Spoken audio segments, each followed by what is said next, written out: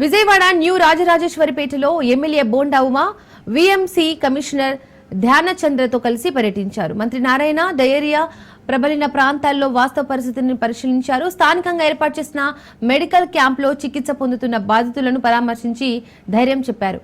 Diarrhoea ప్రబలడానికి గల కారణాలపై DMHO Suhasini municipal అధికారులతో చర్చించారు. ఆ తర్వాత కొత్త ప్రభుత్వ ఆసుపత్రిలో చికిత్స పొందుతున్న రోగులను పరామర్శించారు. బాధితులకు మెరుగైన వైద్యం అందించాలని వైద్యులకు సూచించారు మంత్రి నారాయణ. ప్రస్తుతం బాధితులందరి పరిస్థితి నిలకడగా ఉందన్నారు.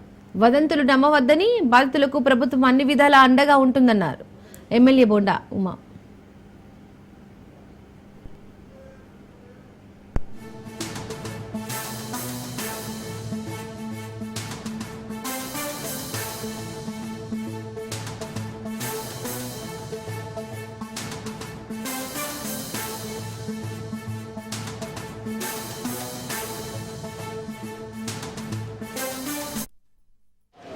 పేటలో యాక్చువల్గా ఏదైతే డయారియాతో యాక్చువల్గా హాస్పిటల్లో కొందరిని చేర్చడమైంది. మొత్తం ఇంతవరకు ఒక 46 మంది ఈరోజు యాక్చువల్గా హాస్పిటల్లో ఉండాలి. 46 మందితో మాట్లాడటం జరిగింది. అయితే అధికారులు అటు హెల్త్ డిపార్ట్మెంటు, ఇటు మున్సిపల్ శాఖ, అదేవిధంగా ఇక్కడ ప్రజాప్రతినిధులు వెంటనే దీని మీద రియాక్ట్ కావటం, వెంటనే హాస్పిటల్లో చేర్చడం. వాళ్ళందరికీ యాక్చువల్గా వామిటింగ్స్ అండ్ మోషన్స్ ఉన్నాయి. అయితే నేను ఆల్మోస్ట్ అందరు 46 మందితో మాట్లాడాను. అయితే వాళ్ళకి అందరికి కూడా వామిటింగ్స్ తగ్గినాయి, మోషన్స్ కూడా కొందరు తగ్గినాయి.